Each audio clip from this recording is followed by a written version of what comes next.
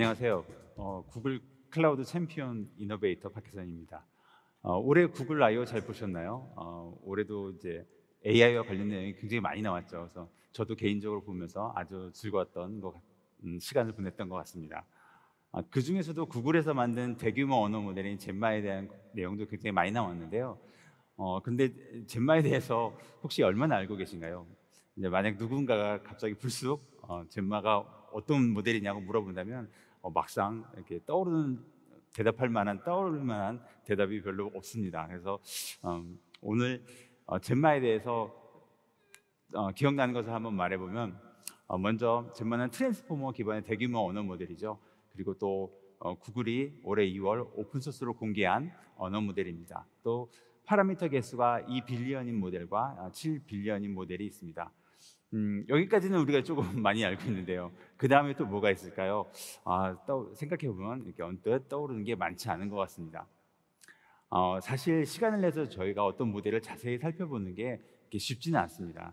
요즘에는 새로운 AI 소식이 정말 많기도 하고요. 저희가 아침에 일어나면 간밤에 있었던 뉴스들이 이메일함에 한 보따리씩 이렇게 들어와 있을 텐데요. 그 주요 내용만 파악하는데도 꽤 시간이 걸리더라고요. 그러다 보니까 이제 새로 나온 모델을 구석구석 꼼꼼히 이렇게 살펴보는 데는 좀 어려움이 많이 있는 것 같습니다. 그래서 제가 이번 발표를 준비했습니다. 저희 이 30분 안에 젠마의 구조를 나름 완벽하게 이해할 수 있도록 심혈을 기울였는데요. 시간 제약이 있다 보니까 자세한 수학적 이론이나 이런 걸 다루진 않지만 고수준에서 모델의 구성을 한눈에 이해할 수 있도록 꾸며보았습니다. 이 시간에는 저희가 주로 젠마를 소개하지만 주요 개념들은 다른 LLM으로 확장해서 적용할 수 있는데요. 사실 전반적인 구조는 많은 LLM 모델 사이에 좀 일맥상통하는 면이 있거든요. 그래서 다른 모델은 물론이고 또 앞으로 출시될 다른 LLM의 특징을 이해하는 데도 이번 시간에 봤던 내용이 도움이 되리라고 생각합니다.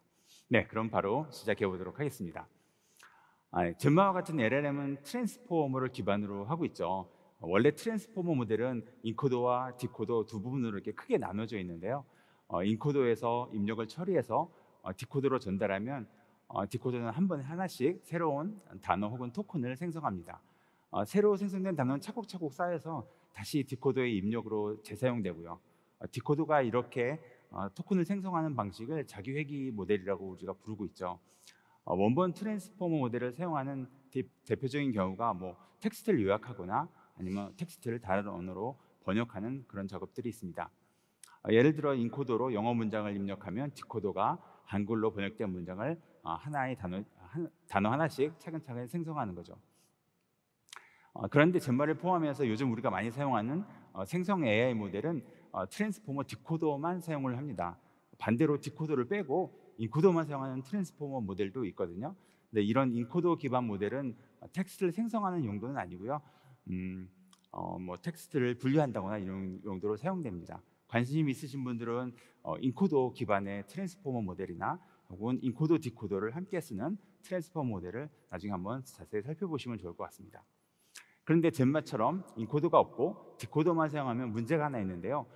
바로 맨 처음에 새로운 단어를 생성할 때 참고할 수 있는 이전 정보가 없는 거죠. 그래서 젠마와 같은 디코더 기반의 LLM은 마치 디코더가 이전에 텍스트를 생성했던 것처럼 사람이 초기에 텍스트를 꼭 넣어줘야 하는데요. 이걸 우리는 이제 프롬프트라고 부르고 있습니다. 프롬프트를 기반으로 다음 단어를 생성하고 이 단어를 다시 프롬프트 끝에 이어붙여서 또 다시 그 다음 단어를 생성합니다. 이런 식으로 계속 새로운 단어를 예측해 나가는 것이 디코더 기반의 LLM이 갖는 텍스트 생성 방식입니다. 한 가지 더 언급할 만한 것이 있는데요. 인코더가 빠졌기 때문에 디코더에서 인코더에 입력을 받는 부분도 함께 필요가 없어졌거든요. 그래서 원본 트랜스포머 모델에 있는 디코더보다 젠마와 같은 LLM이 사용하는 디코더는 조금 더 간소한 면이 있습니다. 물론 이제 대규모 언어 모델이다 보니까 이런 디코더 블록을 혹은 모듈을 하나만 사용하지는 않겠죠. LLM마다 횟수는 좀 다르지만 디코더를 이렇게 여러 번 반복하는 것은 모두 동일합니다. 젠마 2B 모델 같은 경우는 18개의 디코더를 반복하고요. 7B 모델은 28번을 반복하는데요. 여기서는 주로 이제 2B 모델을 기준으로 설명을 하겠습니다. 그리고 7B에서 차이 나는 부분은 저희가 나중에 따로 요약해서 한 번에 말씀드리도록 할게요. 그런데 이렇게 디코더를 순서대로 쭉 나열해서 그리면 제가 발표 슬라이드를 만드는데 굉장히 좀 어려움이 많습니다. 그래서 불가피하게 편의상 디코더가 겹쳐져 있는 형태로 바꿔서 제가 그렸는데요. 그림은 이렇게 그리지만 실제로는 18개의 디코더가 순서대로 하나씩 나열되어 있다는 점을 꼭 기억해 주세요. 자, 그럼 이제 디코더 안에 어떤 것들이 채워져 있는지 하나씩 살펴보도록 하겠습니다.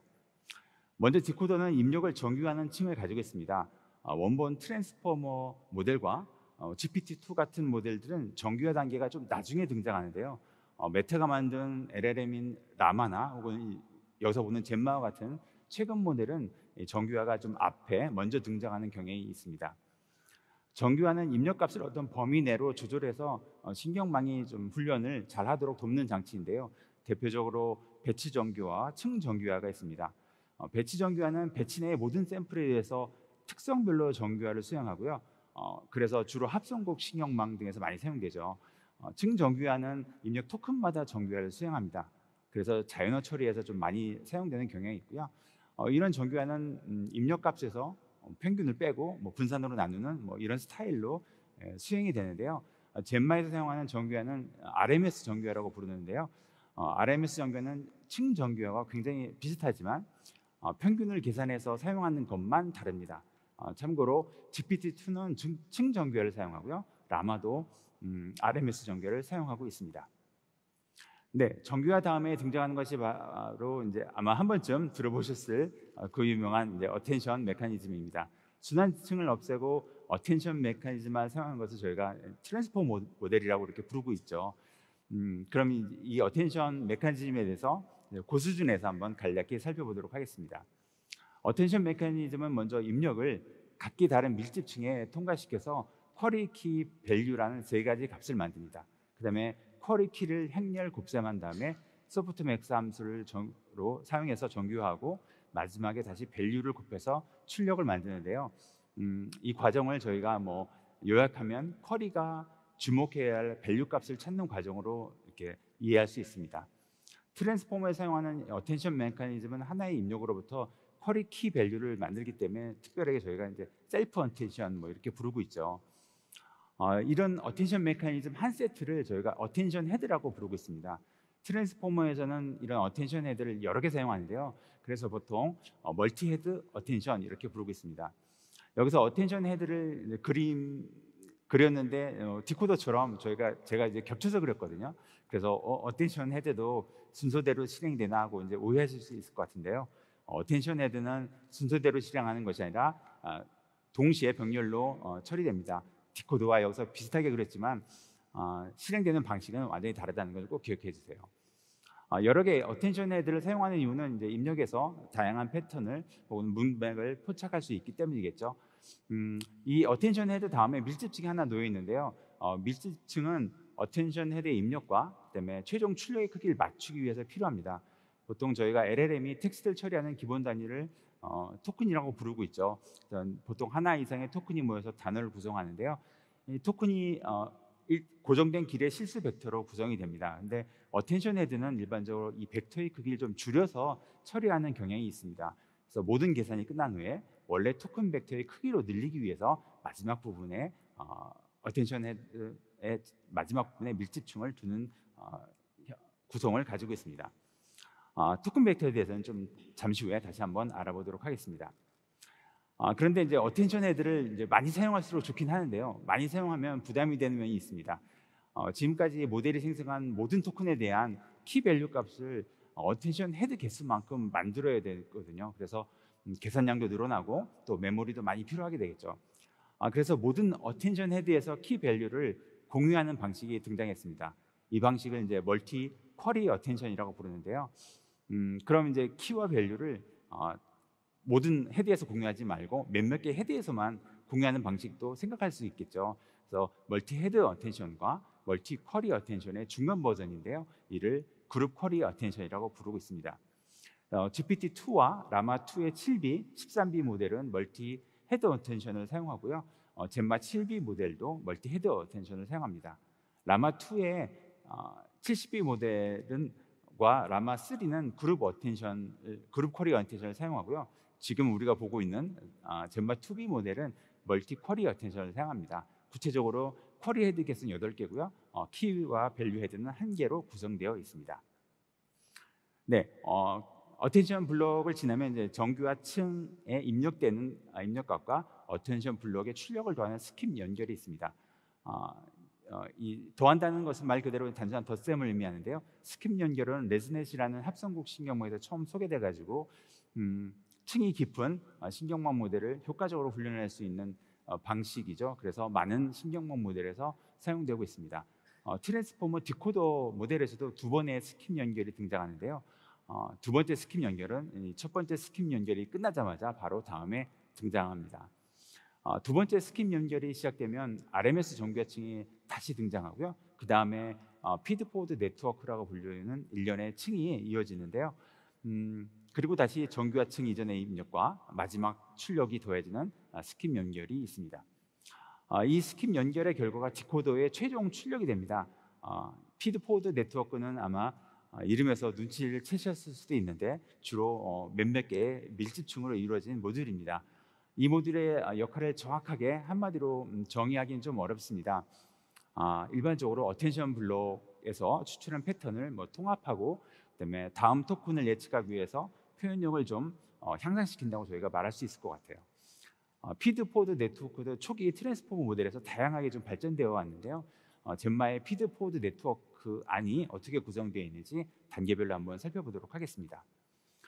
초기 트랜스포머 디코더의 피드포워드 네트워크는 2개의 밀집층과 드롭아웃층으로 구성되어 있습니다. 첫 번째 밀집층은 활성 함수로 렐루 함수를 사용하고요. 일반적으로 피드포워드 네트워크의 첫 번째 이 밀집층에서 차원을 좀 크게 늘립니다. 그 다음 두 번째 밀집층에서 다시 원래 토큰 벡터의 차원으로 줄이는 역할을 합니다. 라마에서는 새로운 글루 기반의 피드포워드 네트워크를 사용했는데요. 글루는 2개의 밀집층을 사용합니다. 둘 중에 하나의 밀집층은 활성 함수를 사용하고요. 나머지 하나의 밀집층은 활성 함수를 사용하지 않습니다. 그 다음 두 밀집층의 결과를 원소별 곱셈해서 출력을 하고 있고요. 첫 번째 밀집층에 사용하는 활성 함수가 만약에 실루일 경우 이를 저희가 스위글루라고 부르고 있습니다. 실루 함수를 조금 더 자세히 살펴보면 시그모이드 활성화 함수의 출력에 원래 밀집층의 출력을 곱한 것과 같습니다. 실루 함수를 그래프로 그려보면 저희가 잘 아는 렐루와 굉장히 비슷한데요. 음수 부분이 0이 아니고 원점에서 부드럽게 변한 것이 좀 다른 실루 함수의 특징이라고 볼 수 있습니다. 젠마도 라마와 비슷하게 피드포워드 네트워크의 글루 기반 활성 함수를 사용하고 있는데요. 실루 대신 젤루 함수를 사용하는 것이 특징입니다. 그래서 실루는 시그모이드 함수를 사용하는 글루 함수라고 말씀드렸죠. 근데 젤루를 사용하기 때문에 지글루라고 저희가 부르고 있고요. 시그모이드 함수 대신에 가우스 오차 함수 기반의 젤루 함수를 사용하고 있습니다. 실전에서는 대부분 계산하기 복잡한 가우스 오차 함수 대신에 시그모이드 함수를 근사하는 방법을 많이 사용하고 있습니다. 대략 계산하면 시그모이드 함수를 적용하기 전에 약간 1.702 정도 곱하는 것과 비슷한데요.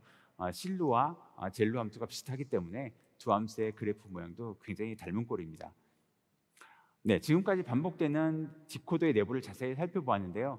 사실 저희가 디코더 앞뒤로 빼먹은 부분이 좀 있습니다. LM에 입력되는 토큰은 기본적으로 정수로 표현되는데요. 젠마의 경우 특수 토큰을 포함해서 사전에 정의된 약 25만 개의 토큰 목록을 가지고 있습니다. 이를 저희가 보통 어휘사전이라고 많이 부르고 있죠. 최신 라마3의 어휘사전 크기가 약 13만 개 정도 되는데요. 이걸 보면 젠마의 어휘사전이 꽤 크다는 것을 저희가 알 수 있습니다.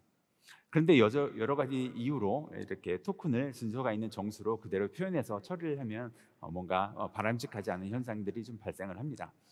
그래서 정수를 고정된 크기의 실수 벡터로 변환하기 위한 장치가 필요한데요. 신경망에서 이런 일을 담당하는 층이 바로 인베딩 층입니다. 그리고 정수 토큰을 이렇게 인베딩 층을 통해서 변환한 벡터를 저희가 인베딩 벡터라고도 부르고 있죠. 젠마의 경우 2048개의 실수값으로 하나의 토큰을 표현을 합니다. 기술적으로 말하면 토큰 하나가 2048 차원으로 표현된다고 말할 수 있는데요. 이 실수값은 신경망의 다른 모든 파라미터와 마찬가지로 모델을 훈련하면서 자동으로 이렇게 학습됩니다. 그리고 앞서 잠깐 언급했듯이 어텐션 모듈은 토큰 벡터의 크기인 2048 차원보다 좀 작은 256 차원으로 낮추었다가 다시 2048 차원으로 복원시켜서 출력을 합니다. 눈썰미가 좋으신 분들은 2048을 쿼리 헤드 개수인 8로 나누면 이제 256이 된다는 것을 눈치채셨을 수도 있는데요. 모든 모델이 꼭 이런 것은 아니지만 트랜스포머에서는 이렇게 헤드 개수에 비례해서 차원을 낮추는 경우가 많이 있습니다.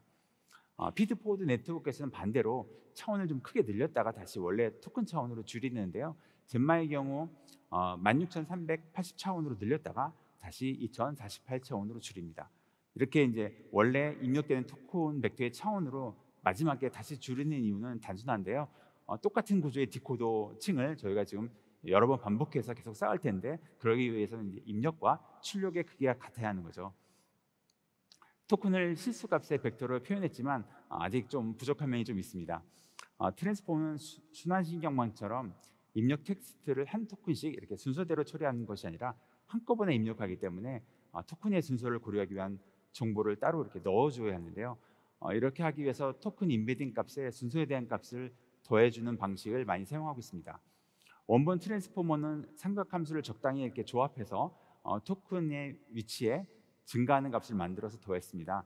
최근에는 이제 위치 정수 값을 임베딩 층에 통과시켜서 실수 벡터를 만드는 방식을 많이 사용하는데요. 마치 저희가 토큰 정수를 임베딩해서 실수 벡터를 만드는 것과 굉장히 비슷한 방식이죠.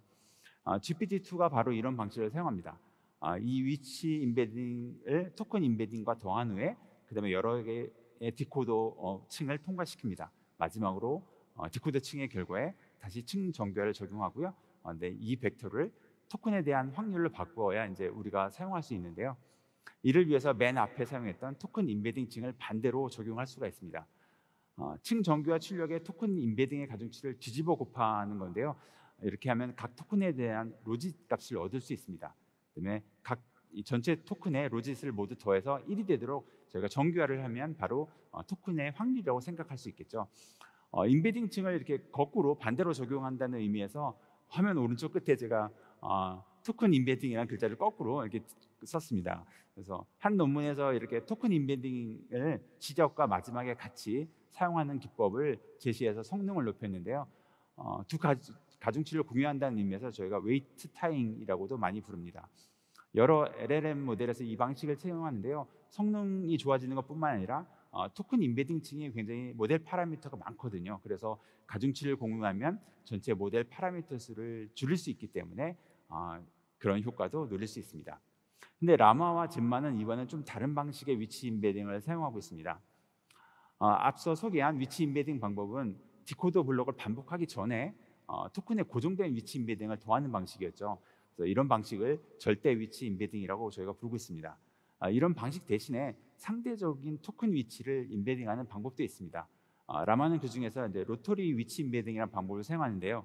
안타깝게도 이 방식을 이제 복잡한 수학을 사용하지 않고 잘 설명하는 방법이 간단하고 효과적인 방법이 없는 것 같습니다. 그래서 정확하진 않지만 고수준에서 비율을 통해서 설명을 해드리면 쿼리와 키 벡터를 일정 각도로 회전시킨다고 볼 수 있습니다.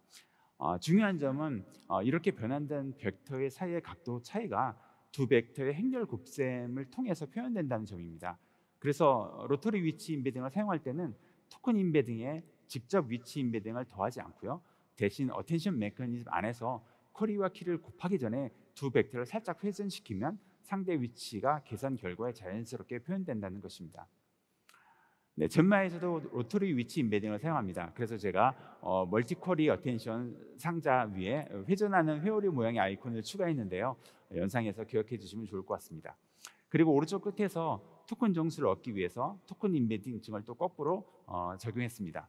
끝으로 젠마에 한 가지 특이한 점이 좀 있는데요.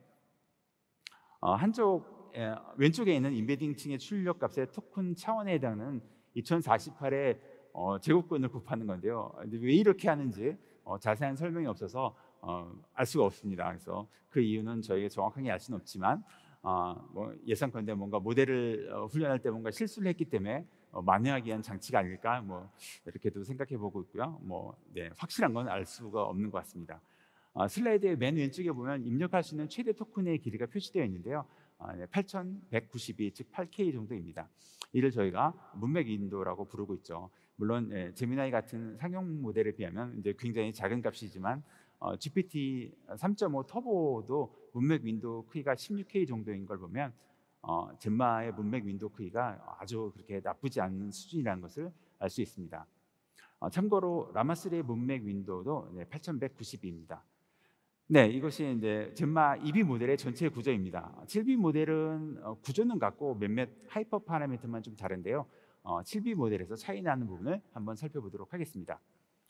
먼저 토큰 임베딩 차원이 2048에서 3072로 늘어난 것을 볼 수 있습니다.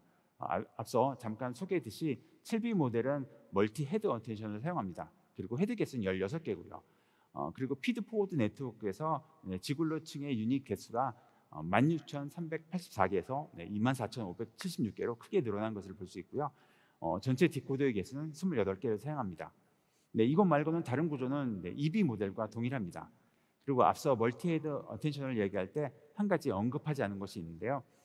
트랜스포머 디코더를 사용하는 언어 모델은 지금까지 토큰을 바탕으로 다음 토큰을 예측하는데요. 따라서 너무 당연하게 미래 토큰에 대한 정보를 알 수 없죠.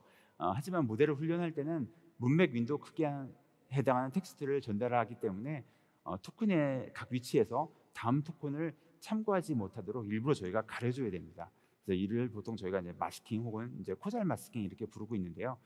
트랜스포머 디코더에서 사용되는 어텐션 메커니즘에서는 이런 종류의 마스킹이 필요합니다. 그래서 특별히 디코더의 어텐션 블록을 저희가 마스크드 멀티 헤드 어텐션 이렇게 부르기도 하죠.